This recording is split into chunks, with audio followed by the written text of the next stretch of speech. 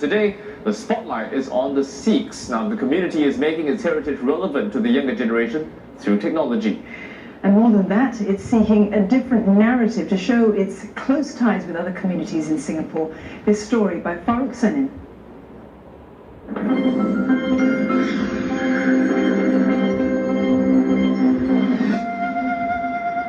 This Sikh temple houses a memorial to the late Bhai Maharaj Singh, who was a prominent figure in the Sikh community of Singapore.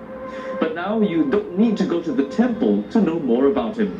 Bhai Maharaj Singh was a saint soldier, or in Punjabi we call him the Sant Sipahi. Okay, he was fighting against the British in Punjab because they wanted to prevent them from occupying Punjab.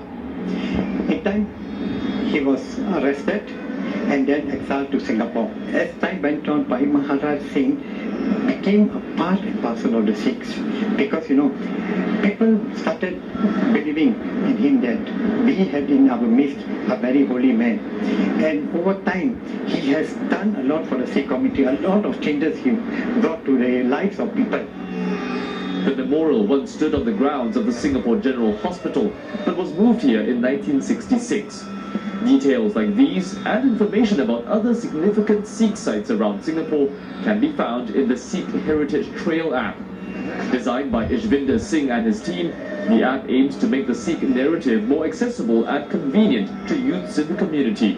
I felt that if I could document these various Sikh sites in Singapore, be it imagery, our police history or the World War history, if I could collate all these sites and present this information beautifully over the app, it's one way for me to help preserve the Sikh community's stories.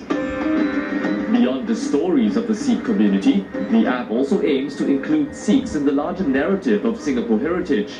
Take this Chinese shophouse, for instance. Its pillars bear images of Sikh guards. What Sikh imagery meant to the Chinese community in the past was a symbol of strength, was a symbol of security, whereby Sikhs portrayed that image of guardians, of watching over not only property, but over people's lives as well. Often when it comes to the sharing of Sikh history, local influences of how Sikh imagery is utilized is often missed out. And I felt that this was a very good example to showcase the Sikh history through the lens of the Chinese community. The app was partially funded by the National Heritage Board. Through a grant scheme, members of the community are able to get funding support for heritage-related projects. And this year alone, more than 170 projects have been supported. We do see more and more projects being submitted by the communities that are actually documenting and highlighting different aspects of their community heritage, which actually adds a more interesting and more layered kind of interpretation to the broader national heritage. Not only has the Sikh narrative gone digital, stories of the community are also being played out on stage. For example, this play.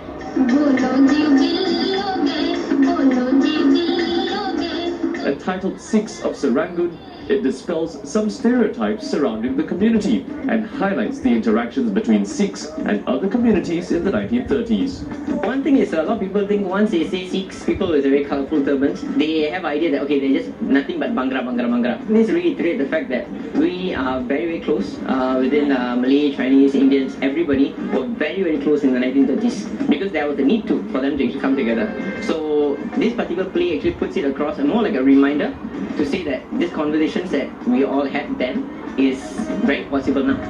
By documenting how the different cultures intermingled in pre-independent Singapore, we're reminded that although they may be a small community, the Sikhs are a significant part of Singapore's heritage.